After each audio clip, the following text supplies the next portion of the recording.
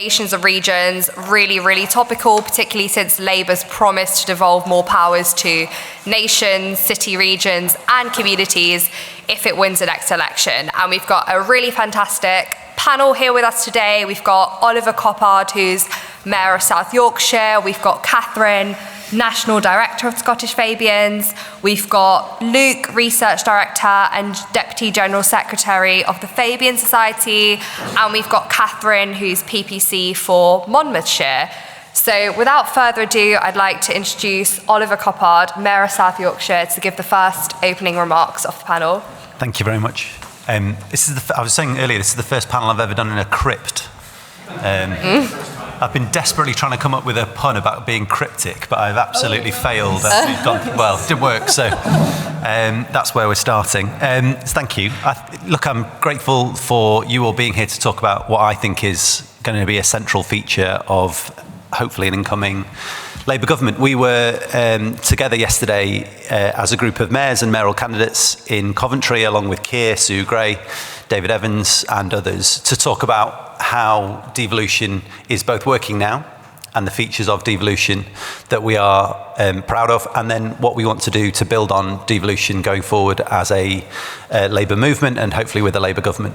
And for me, those conversations are always genuinely inspiring. I do events like this fairly frequently, as you can imagine. I was at an Institute for Government panel on one of the days of this week, I'm not entirely sure which one, and I was talking alongside Jim McMahon, and we got questions from people along the lines of, is the Labour Party serious about devolution? Because we don't always know. And I am genuinely excited about what I hear from Keir, from Sue, from the top of the Labour Party about devolution under a Labour government. Because it really feels like we are moving into a place where that devolution is going to go further and faster, and we are actually going to bring power back to communities. And I think that moment cannot come sooner enough. I absolutely recognise that people like Michael Gove have taken devolution forward in stages, and that there are some things that this government have done with us that I'm extremely proud of. But I would argue that actually what we need is a wholesale change in the way that we do politics in this country, and devolution has to be a big part of that. So I'm excited about what the future can bring under a Labour government. We were talking yesterday about things like bringing back control to public transport, rail devolution, buses back under public control, light rail. Absolutely, I am committed to making South Yorkshire the healthiest region in the country. I'm the only mayor in the country to have taken on the role of Integrated Care Partnership Chair. So I have some levers over health. Andy Burnham has done a huge amount of work, and in Greater Manchester they've done a huge amount of work on health devolution and budgets being devolved. I think there's a big space there to lean into, and absolutely in terms of growth, I think mayors can do a huge amount. So the growth of the economy in South Yorkshire is absolutely a priority for me. We at the moment are not a productive enough economy, we're not a big enough economy, we don't have enough tradable jobs, and what we need to do is grow the economy in partnership with absolutely a government in London, but do that in our own unique way in South Yorkshire. And we have all the potential in the world to be able to do that, but we do need that partner in government who are going to work with us, and I'll perhaps in the questions get into some of the detail of some of the challenges that we faced so far, but absolutely focus on growth, transport, health, and a bunch of other areas besides. And I know that with a Labour government, we will have that partner in Westminster that is going to help us to do that as Labour mayors.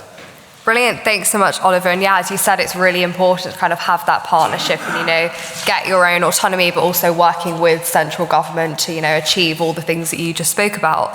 Catherine Sangster from the Scottish Fabians, would you like to tell us what you think about Nations of Regions?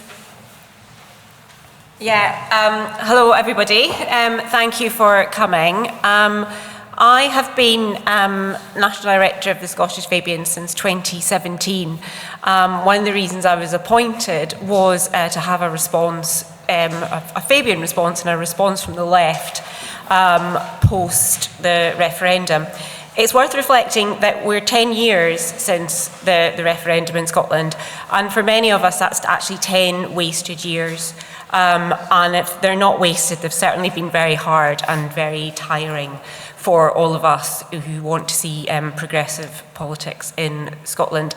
It's been 10 years where we've been kind of stuck in a sort of Punch and Judy show of yes and no, and fundamental nationalists and no compromise unionists, when the actual kind of fundamental problems that Scotland faces have gone without any kind of credible answers. And those are those kind of so-called wicked problems of poverty and inequality. And I think it's kind of worth reminding ourselves, whilst we all love spending a Saturday afternoon talking about devolution because that's what we enjoy, it's not, you know, to paraphrase Donald Dewar, it's not an end in itself, it's a means to an end, and that end is creating a fairer and more equal country. There's a lot of positives to take from Scotland now. We are seeing a thawing of those, you know, two polar opposites. We are now neck and neck in the polls with the SNP, and the Fabians have done a lot of research to identify those voters who will not vote along constitutional lines. There will always be people who fundamentally believe that Scotland should be an independent country, and that's absolutely fine, and you know, and they will vote for that. But there are about 1 in 5 former SNP voters where the constitution is not the most important issue. It's the cost of living crisis, it's public services, it's the fact that their kids can't get the mental health care that they need because the waiting lists are now years long. We see that in our focus groups, and we see that when we're door knocking. And those, you know, and those voters are very much like the ones that you will talk to in Manchester or Catherine will talk to in Wales. There's no difference. The challenges are the same.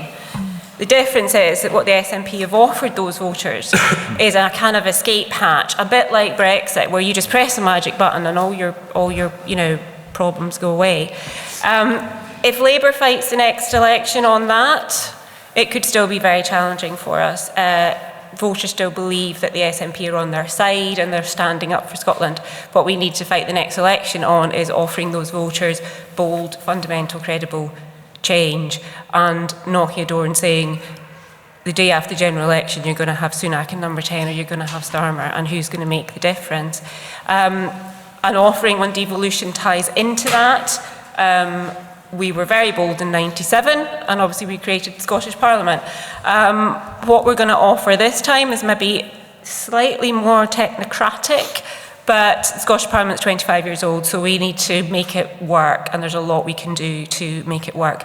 So our priorities are setting up a strong Scottish office that actually does put Scotland at the heart of government again.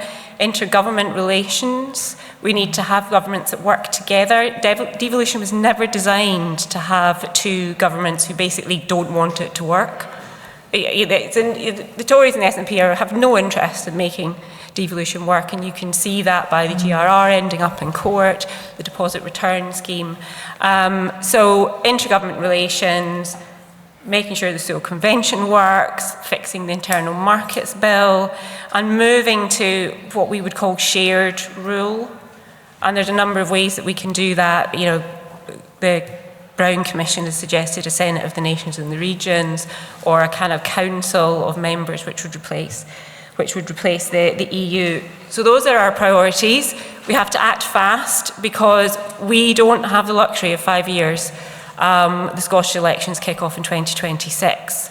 So we have to show to Scottish voters a difference a UK Labour government can make, and we need to do it quickly. Thank you. Brilliant. Thanks so much, Catherine. Yes, some really key points raised around Labour providing that credible alternative in Scotland to challenge the SNP. And from one Catherine to another, and from Scotland to Wales, Catherine Fuchs, PPC for Monmouthshire. Would you like to tell us what you think? Yeah, thank you so much. Thank you for inviting me along to this panel. Quick show of hands, please. How many people are here from Wales today? Oh, yeah, a couple. Just 2 or 3. Brilliant. Great to have you here, Croeso. And Prynhawn Pawb. Good afternoon, everyone. So we in Wales aren't blessed with the same constitutional settlement that Scotland have, and we would like to see further devolution. It's interesting because in Wales, just 2 days ago, a constitutional commission reported back that's been going for 2 years, that was chaired by Professor Laura McAllister and Dr. Rowan Williams, who was the previous Archbishop of Canterbury, two really fantastic people. I know Laura very well, and she's absolutely brilliant. And so it's very topical that we're meeting today, because what that report said was devolution for Wales is not currently working. And the report set out 3 different kind of routes we could go: full independence, a federal system, or enhancing devolution. And the one that I think is on the agenda now, and the one we must be focusing on, is enhancing devolution. And I, like Catherine, would really like to see the recommendations in the Brown Commission implemented. And what we're in favour of there, and I say we, I guess it's me as the PPC, I am Vice Chair of the Fabians Wales as well, but I'm speaking for really what I think needs to happen here. And we really do need to start with devolving youth justice and the probation service to Wales. Because at the moment, we've got one hand tied behind our back. We've got the social levers to try and reduce the prison population. We've got the highest prison population in Wales of all the UK countries.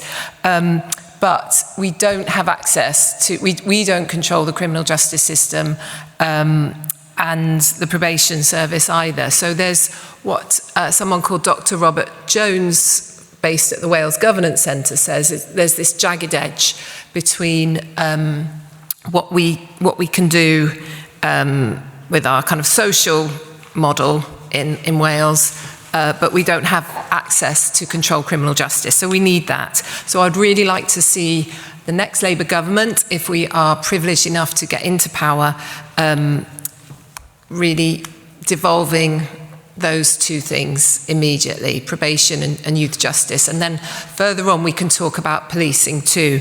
My final point is around the really difficult tensions between the Tory government in Westminster and the Welsh government in the Senedd in Cardiff Bay. Because there was a period that Mark Drakeford, our First Minister, said during the pandemic that literally he didn't speak to Boris Johnson, I think, for about 12 months. The Prime Minister didn't consult him, didn't contact him. There was an utter disregard for Wales's needs and Wales's Parliament. And so we must have this legislated protection for intergovernmental relations. I think that will be really take us forward leaps and bounds. And I'm sure if we are elected that this mutual respect between the Westminster government here and the Welsh government down in the Senedd will improve, and that will help everybody. That will help our impact on equality, social justice, economic output, and everything else. So yes, that's what I'd like to see. Thank you. Brilliant. Thanks so much, Catherine. Again, some really great points raised on how we can potentially devolve further powers to Wales. Then also, like Oliver said, the importance of that collaboration with central government to keep everything on track. And then last but not least, Luke, who's Research Director and Deputy General Secretary of the Fabian Society. Thank you. So I'm going to mainly focus on England and arguing why devolution is so important, but of course this does apply to the rest of the UK as well. And the first thing to say is that it is good policy to do so. We are, as everyone knows, I think by now, hopefully people have got the message, an incredibly centralised and unequal country. We retain only about 5% of taxes locally compared to 13% in France and 31% in Germany. France has 2 times as much autonomy at a subnational level as the UK, Germany 4 times as much. And local economic development spending in the UK is half the rate as it is in Germany and France. And sometimes, people ask questions like, why are we such a low investment country? And that's because in those other countries, it's local and regional government doing the investment. It's those tiers of governance that are delivering transport and housing, ensuring that low growth regions are given a chance to grow and that overheating regions are given a chance to be more inclusive. And those are the problems that we endure in the UK, far worse than other countries. And regional inequality in the UK is far higher than in any other comparable developed country. Regional disposable disposable income inequality has got far worse over the last 10 years while staying the same and reducing in other countries. So it's a big problem, it's a long-term problem, but it's actually getting worse, or at least staying as bad. But it's also good politics. I'm not naive enough to think that people will say, oh, we're going to vote for Labour in a general election because they're going to promise us more mayors. It doesn't quite work like that. But in its own way, I do think devolution will be on the pledge card, because that is how Labour delivers in government. And it's a sort of very indirect influence that the local government and mayors can have on that. But also after 5 years, if Labour wants to be able to say, are you better off? Then the way to be able to say that is to devolve quite quickly when they move into government. There's some good news in the sense that the Conservatives have made a lot of mistakes that we can learn from, and they've done some okay things and some quite good things in other areas as well. So if you remember in 2010, when I sort of first started my career, the Conservatives moved into government and wiped the map clean of the regional development agencies and had to start again. I think we can learn from that Labour moving into government should not try and do that. They need to work with what they've got from day one and enhance it rather than starting again. From George Osborne's Northern Powerhouse and devolution agendas, I think we learned that a kind of brand on its own, Northern Powerhouse, didn't really last outside of the North. They still use it to promote the North in other countries, but you need the substance beneath it, and that's why devolution is still a major agenda, whereas the Northern Powerhouse has slipped back. From the May government, I reflect on that and think, well, she sort of deprioritised devolution and in many ways paid the price for it. It sort of stalled for a period of time. But actually, if you look at the local industrial strategies, the co-production, the collaboration between national and local government around those, that's something that Labour can learn from as well. And then, of course, Boris Johnson. Well, we can learn a lot from Boris Johnson. But one thing is to say that he understood, as in fact did George Osborne, that this is actually a political agenda in its own way. You can transform it into something that, alongside other things, can deliver votes, but also not to try and do that in a way that tries to circumvent local authorities, that tries to make them bid for funding. Actually, you need to treat them much more respectfully than the Johnson and now Sunak government have done. So Labour moving into, if they do move into government in 2024, will have this inheritance of essentially a combined authority system with different levels of devolution and so on, which is actually quite good to work with. Let's not forget that Labour invented combined authorities in the first place. They've just been enhanced and transformed by the Conservative and Conservative-led governments over the past 14 years. So they should move into government and both deepen and broaden devolution. I think there's a misconception that those two things are in tension, but you broaden devolution, in my view, by deepening it to the places that want to go further, showing those places, particularly in the south, I think, which is currently large swathes of the south don't have any devolution at all, showing them what they could get if they do come together and form a combined authority is the best starting point. So in our report, which we published in July last year, it's all available online. The Commission on Poverty and Regional Inequality, its final reports, and also the work we did with ICAEW on fiscal devolution. We make a number of recommendations to deliver this. The first is to devolve spending, particularly in the first spending review, particularly economic development spending, to mayoral combined authorities, taking those trailblazer deals and making them work across the country at scale. The second is to put local and mayoral combined authorities in charge of bus regulation, not sort of requiring them to take the initiative and bear the cost. I think that's a little unfair. Central government made the mess, and they should help clear it up, in my view.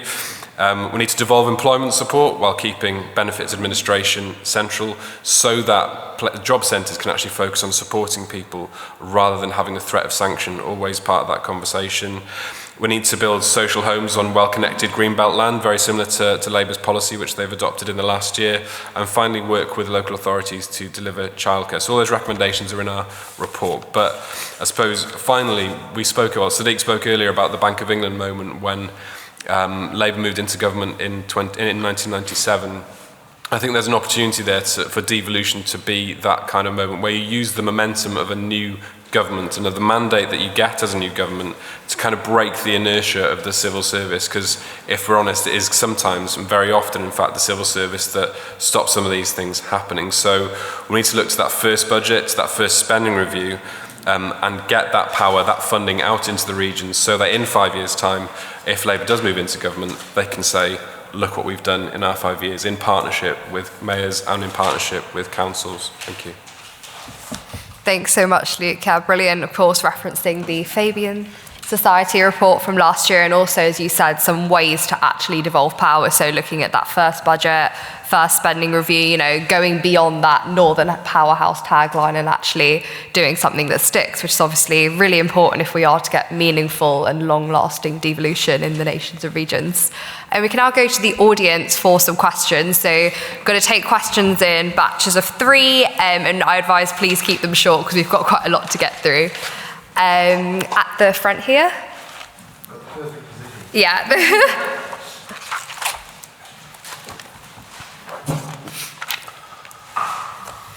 Diolch yn fawr, and thank you. I'm Andy Furlong from Swansea, or Abertawe, as we should describe it, on the other side of the Severn Bridge.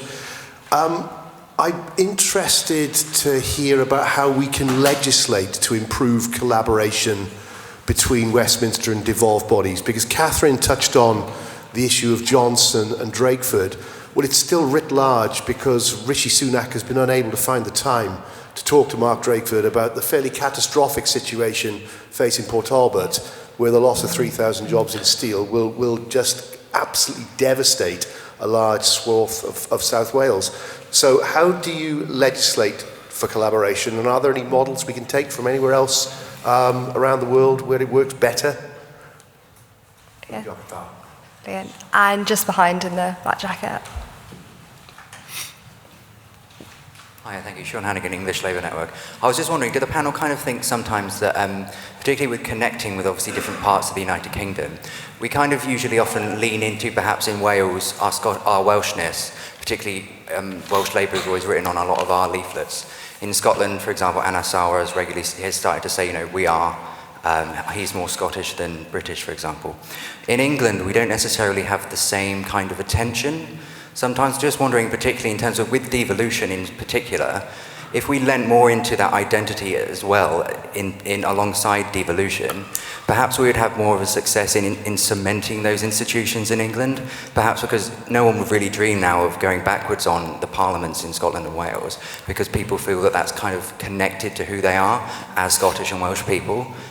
I don't know necessarily if in England, people in the southeast of England or the southwest actually feel that they are from, I mean, I'm from South Oxfordshire, I don't really feel like I'm from southeast England. It's kind of perhaps that identity as well to connect up with those places where we devolve power to make sure that it cements. Brilliant, thank you. There's a lady over here on the left. Yes. Yeah.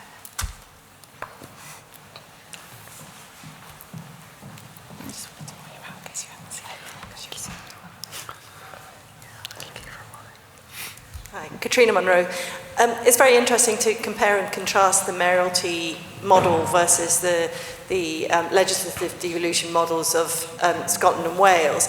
But I wondered whether we in Scotland in particular, but perhaps also in Wales, can learn something from that mayoralty model, because one of the features that we've observed in Scottish devolution has been that actually power has been greatly centralised in Holyrood at the cost of local government, and Labour would look to reverse that, but is there something that we can learn from the mayoralty model that would actually serve as well? Brilliant, thank you so much. Let's start with Andy from Swansea's question on how we can legislate to improve collaboration between Westminster and the devolved bodies. I know you mentioned Port Talbot going on right now. Yeah, I'm happy to start that one unless someone else wanted to. I just wanted to first of all say, solidarity with the workers at Tata Steel down in Port Talbot. Do you know how to legislate for collaboration? That's such a good question, and I'm not sure if you can, but there is something in the report that came out a couple of days ago on the Commission's report, which said there should be a kind of duty to get consent of devolved institutions required for any legal change to devolve powers. And I think that's an interesting way in. But I think, the Welsh model, for those of you that haven't worked in Wales, is incredible. I moved from campaigning in charities in England to Westminster, focusing on Westminster down to Wales 20 odd years ago. And the difference in the style of government, because you've got a Labour government there. It's collaborative, it's listening, it's partnership. And I would hope that if we get the privilege to govern after the general election, that and I'm pretty sure, to be honest, that a government under Keir Starmer would be collaborative with the Welsh Labour government and would consult us and would be straight on the phone about those workers at Tata Steel. And it's just appalling that Rishi Sunak has not done that. So I think there's partly legislation in one area, but in terms of the consultation, I think it's a way of working, and I hope that our social justice values in the Labour Party will ensure that that is our way of working. Excuse me. I largely agree with the point that I don't think you can legislate to make people work together. Just on the basis, as a mayor, I'm notionally in charge of public transport in South Yorkshire. So we have the powers over public transport, albeit we're no longer in a regulated transport system, privatised buses. We are bringing the tram back under public control from March. We are working towards or through the franchising assessment process to do what Andy's already done in Greater Manchester in creating the B network. But I get money from the government through a few different funds. Something called CRSTS gives me capital money for transport. We get a tiny amount of money through what's called BSIP Plus for revenue funding for our buses. But our buses are in crisis. So we have a fundamental problem with our buses. We've lost 40% of routes over the last decade alone. We're facing a cliff edge in 25 if we don't get more funding through for our buses. And I've talked about this endlessly. And yet every time I try and have a conversation or a sensible conversation with the government about buses, despite the fact that notionally at least we are in a place where the legislation says that we should be able to work in partnership, I get the door slammed in my face. And the communities in South Yorkshire lose out as a result of a government in London not listening to a mayor in South Yorkshire. Now, devolution has to work through legislation. Of course, we have to have a legislative framework which allows us to understand where power lies, but unless and until you have a partner in government that are actually prepared to lean into those conversations and work in partnership and change the culture of governance in this country, then I don't think any legislation in the world will actually change how these things work. So it's a culture question, not just a legislation question. I am confident, hugely confident actually, after yesterday and the work that we're doing with Keir and his team and the Labour leadership in London, that mayors will play a central role in an incoming Labour government and that the legislation will reflect that. But until and unless that culture changes, which again I am confident it will under a Labour government, then I don't think we would see any change. I think on both of those, under both of those assumptions, we will see a much better relationship between mayors and government with Keir in charge.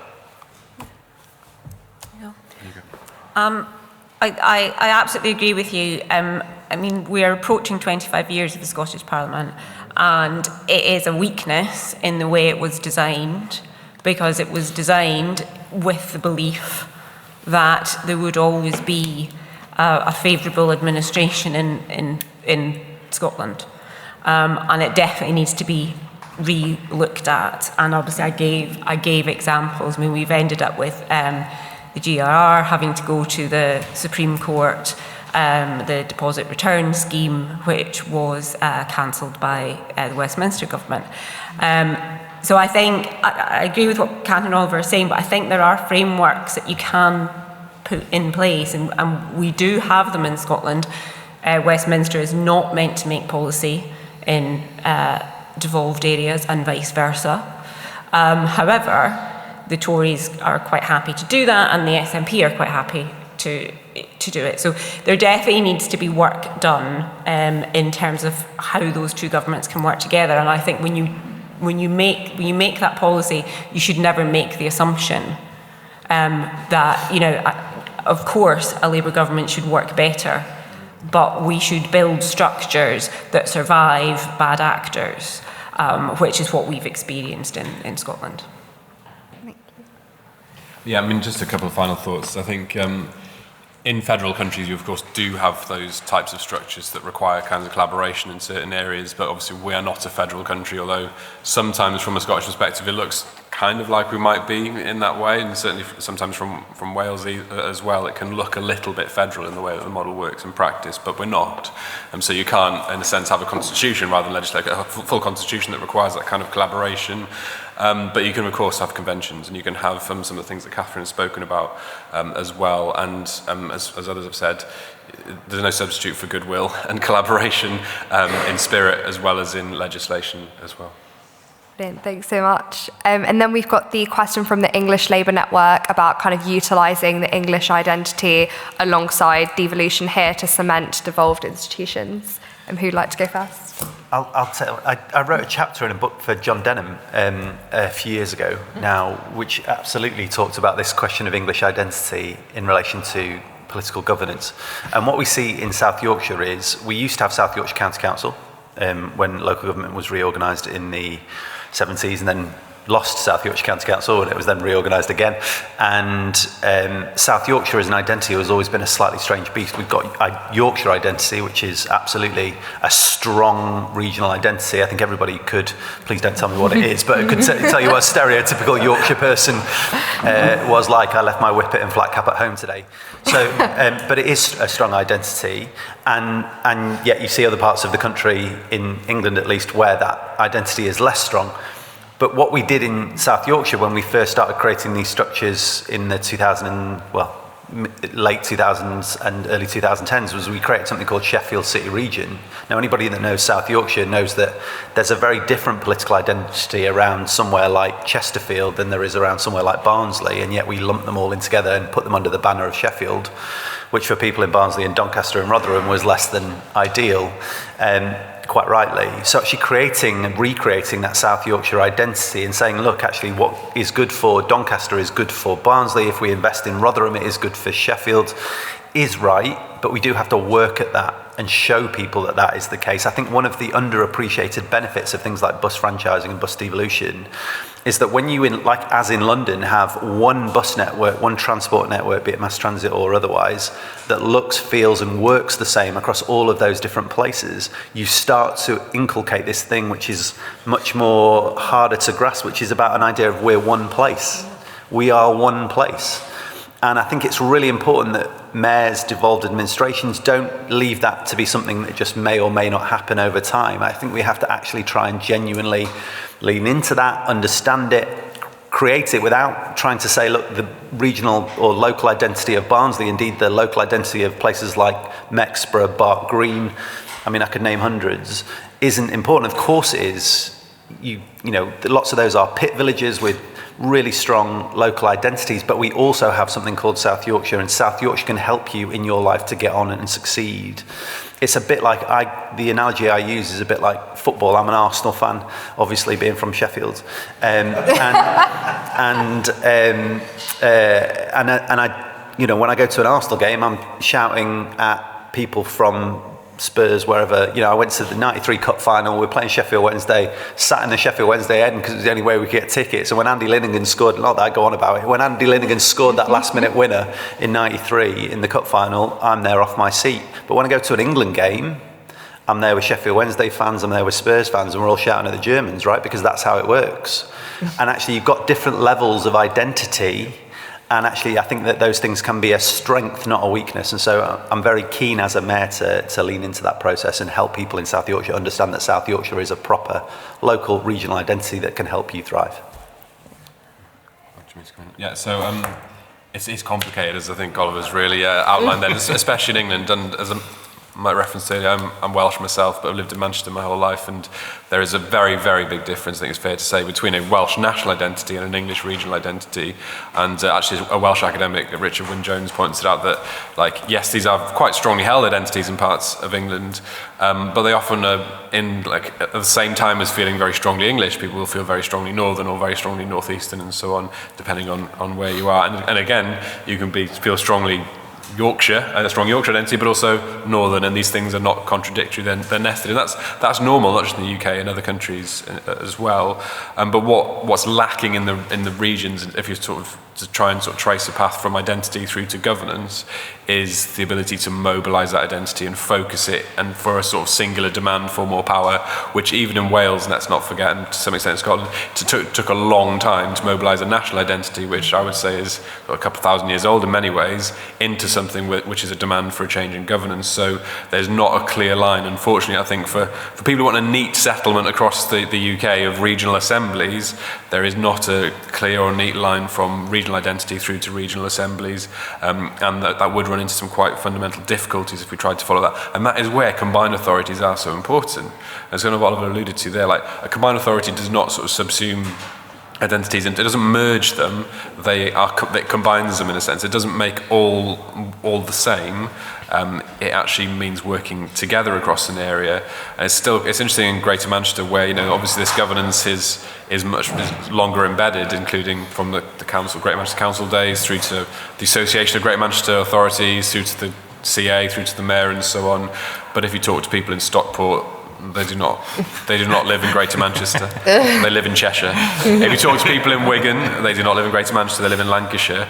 So those old identities remain, and sometimes people get quite shirty if you tell them they don't. But those things do change, I think is the final thing to say. You can see in other countries that actually sometimes you build it and they will come to some extent. So if you build a governance and institution, identities do change because they are represented in an institution. So there is that effect, but it does take time. It takes a long time, and you have to be very sensitive of people's identities because they are important. Yeah, and the issue of Scottish identity, the first administration of the Scottish Parliament was a Labour Liberal one, and they focused on competency and doing what worked because they wanted to prove that the Scottish Parliament would work and was the right thing to do. By doing that, they allowed the absolute capture of Scottishness by the SNP. And it's an extremely challenging position that we are in. And whilst the SNP polling-wise and rating-wise is doing very badly on delivery, they are still doing very well on their Scottishness and their standing up for Scotland. There's no easy answers to that. Scottish Labour have to walk a line of being strongly patriotic and loving our country, but loving being part of a union. On the subject of British and English identity, I have to say I'm actually slightly jealous of your identity because our identity has been stolen into whether you're a unionist or whether you're a nationalist. And actually, I look at the England of Mark Rashford and the football team and a London that is probably one of the most multicultural, diverse cities in the world. And I think it's fantastic. I think from a Scottish point of view, we need to learn as a party to be Scottish and to be British, but also actually show a progressive identity of what it means to be part of a union that believes in social justice and the redistribution of wealth. Yeah, I'm okay to pass on this one if you want to move on to Catriona's question. Yes. Do you want? But also, yeah. Well, I know I'm not a part of the mayoral team, so I don't think I can answer it. So I was just going to leave someone else to do that. Okay, well, can I just pick up on briefly on what was just said there about identity? I think identity politics gets a bad name. It gets a bad name because we see it linked to nationalism, but I absolutely believe there is a path through this, which is a positive version of identity politics, which says actually our identity is progressive, our identity is welcoming, our identity is forward-thinking, our identity is collaborative, and actually a politics of identity which foregrounds those values rather than the values of nationalism, of people kind of closing off things rather than opening them up, I think is entirely possible, and I think that's where we all need to get to within the Labour movement. On the question of MCAs and devolved administrations, I mean, I think Luke's point is absolutely right. Like, one of the real strengths, I think, of the combined authority model is that we are by nature collaborative, and we have to be collaborative. And so my delivery mechanism is our local authority partners, and I cannot do anything without my local authority partners. I'm very lucky that I've got 4 Labour leaders in South Yorkshire, albeit one who's elected mayor directly and one who represents a council in no overall control for the time being. We do have that collaborative nature built into the model, and that helps us to actually work through problems in a way that I don't necessarily see in Scotland, albeit I don't know the Scottish or Welsh systems as well. So I do think there is something to learn. I think one of the challenges is for an incoming Labour government, and one of the challenges right now is the empowerment of local government and kind of working out how to fund local government and rescue local government to a certain extent, because I can only do what I do as a mayor if I have strong local government, and I have local government that has the powers, the money, the capabilities to be able to actually kind of deliver what it is at a combined authority level we want to deliver. So again, back to buses, one of the challenges we faced is buses are to a certain extent funded through council tax. As councils run out of money, one of the things they don't always want to fund is buses. But actually what we're now recognising, I think, as a Labour movement, and certainly in South Yorkshire we know well, is that buses are fundamental to a well-functioning economy. So you have to do that, and it would all be much easier if we had local government that wasn't on its knees. Brilliant, thanks Oliver. Would anyone else in the panel like to come in there? Brilliant. One more question. The lady in the pink.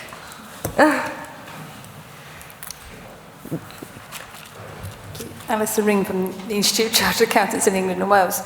It's interesting, I mean, I obviously fully support the devolution of powers to local government, but along with that must come greater accountability and governance. Obviously, we've seen a few instances where there's been a lack of governance. We've got 1,000 sets of financial statements that are still unpublished and unaudited in local government. What do you think the answer is? Do you think it's public accounts committees on a local basis? How do we hold our local governments to account and get good governance? Brilliant, thank you. We'll take the one for now because of time, and then see who would like to go. I feel like okay. Well, look, I agree entirely. I think for mayors to be effective and for mayors to be accepted as part of the political firmament, we have to also recognise that scrutiny and accountability are an important part of that process. One of the challenges, I think, of mayors is we don't get enough scrutiny, in my view. And that is partly down to local news and media being hollowed out. The decisions, I think, recently by the BBC to take funding away from local news and local news provision is, I think, a bad decision. I was deeply committed to my local radio station in Sheffield, BBC Radio Sheffield, which covers all of South Yorkshire, and I think the kind of widening of their remit has not been a good thing. Certainly some of the decisions we've seen about Reach and others kind of have meant that there isn't the local scrutiny there that I think we need, and we see some of the problems with that in places like Tees Valley, where essentially, you know, Private Eye and the FT and Jen Williams is fighting the good fight up there, you know, are the only ways of sort of scrutinising some of those decisions.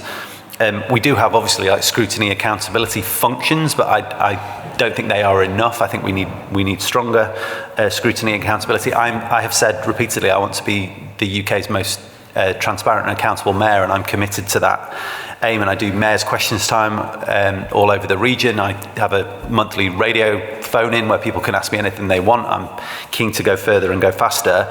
I'm not sure a public accounts committee on a local or regional level is necessarily the answer, but I do think maybe mayors submitting themselves to the public accounts committee in Parliament might be one of the ways forward that we could look at. I think that actually would allow us to kind of get the best of both worlds and would allow us to kind of face that scrutiny about the decisions that we're making. But I do think that has to go in tandem with a culture shift in MCAs and also more investment and support for local and regional media.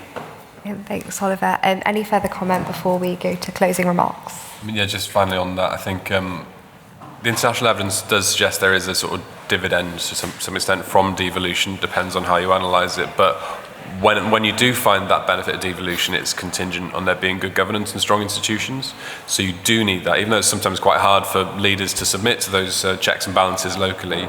They're absolutely essential for the reasons that Oliver's just discussed. However, what's often happened through the Trailblazer negotiations and other devolution deals is that central government has said, you must be more accountable. And what they mean by accountability is you must submit to our financial account, our fiscal kind of accountability. They don't really mean, you need to be more accountable to your local electorate. And so I think Labour needs to sort of develop a different vision of accountability, a bit more complex, because all these different forms of accountability are important, but not one which is just about basically the Treasury keeping an eye on how you spend your money. That's what government often means by accountability. And finally, it's not just devolved government that needs better accountability, it's also the UK government, particularly in economic policy. And I don't think I need to say much more about that, given the history that we have. But again, international evidence does show that industrial policy is obviously, and economic policy generally, needs that transparency. You need a rules-based economic policy. Otherwise, you fall into all sorts of issues around special pleading and so on, and you don't have that certainty that businesses need to invest. Brilliant, thanks Luke. So thank you everyone. That was a really, really insightful panel. I think what really stuck out there was obviously making devolution a political agenda in its own right, making it stick, and also deepening and broadening it, like Labour's committed to further devolution, but also working with what we've got, like Oliver said, combined authorities are collaborative by nature, and kind of it's really important to keep that collaboration going and not fall into situations like Catherine mentioned with the First Minister in Wales and the Prime Minister over COVID. I'll now invite the panellists to give a couple of minutes of closing remarks to summarise. Oliver, would you like to go first?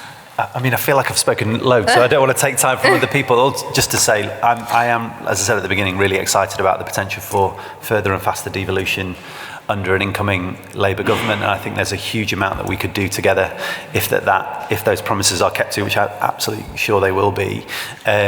South Yorkshire in the early 2000s had a productivity that was 99% of Greater Manchester's productivity. Now we have a productivity rate of 90% of Greater Manchester, and I think you can see the difference. When devolution works, it really works, and under the leadership of people like Andy Burnham and people before him like Howard Bernstein and the brilliant Tony Lloyd, I think that we have seen that devolution can work incredibly well and can contribute to this national mission of growth. And we would also, I think, agree, probably across the political spectrum, that the economy of the UK needs all the help it can get. And I do think that devolution, mayors, devolved administrations have a massive role to play in making sure that the economy of the UK is firing on all cylinders. Brilliant, thank you, Oliver. Catherine? I think it is incredibly exciting that we could be seeing a Labour government and we could really be starting to make devolution work.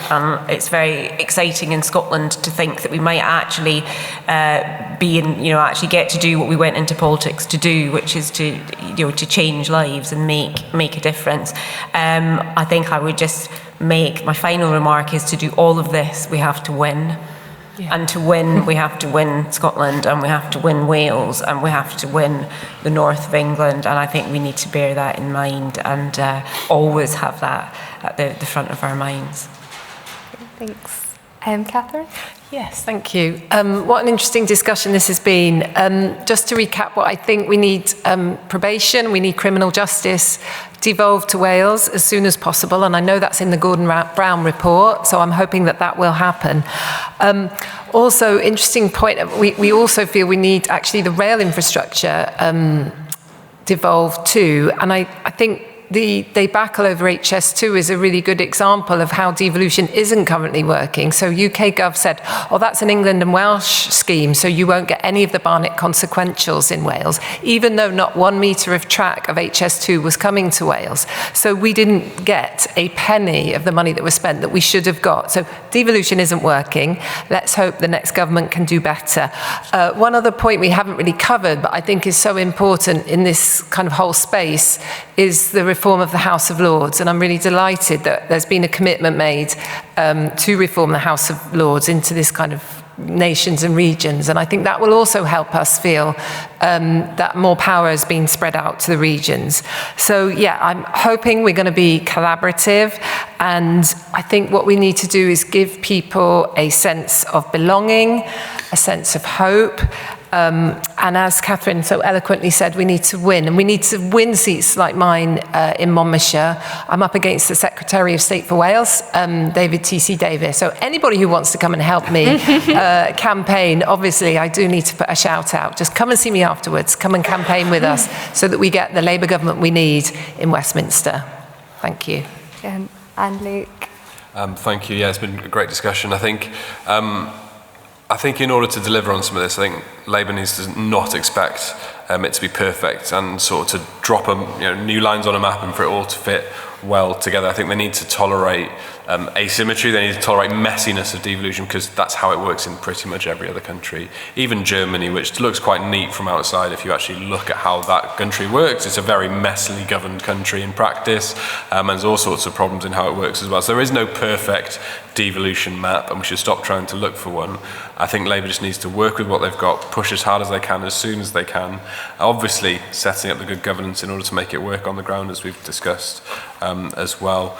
And finally, I think a lot of people on the left have some reservations around devolution.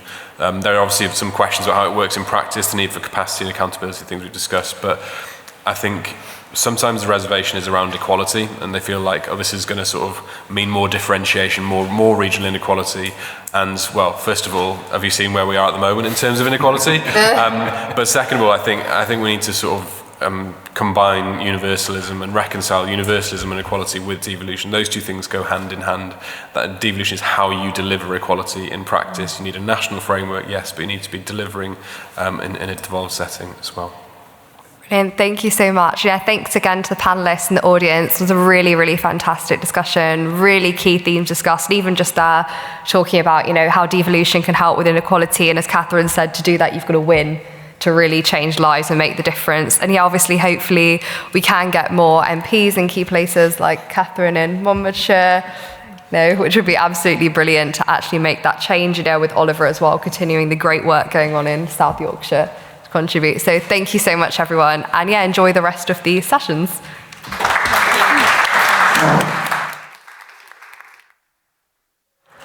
Oh, that kept a time. Oh, you did.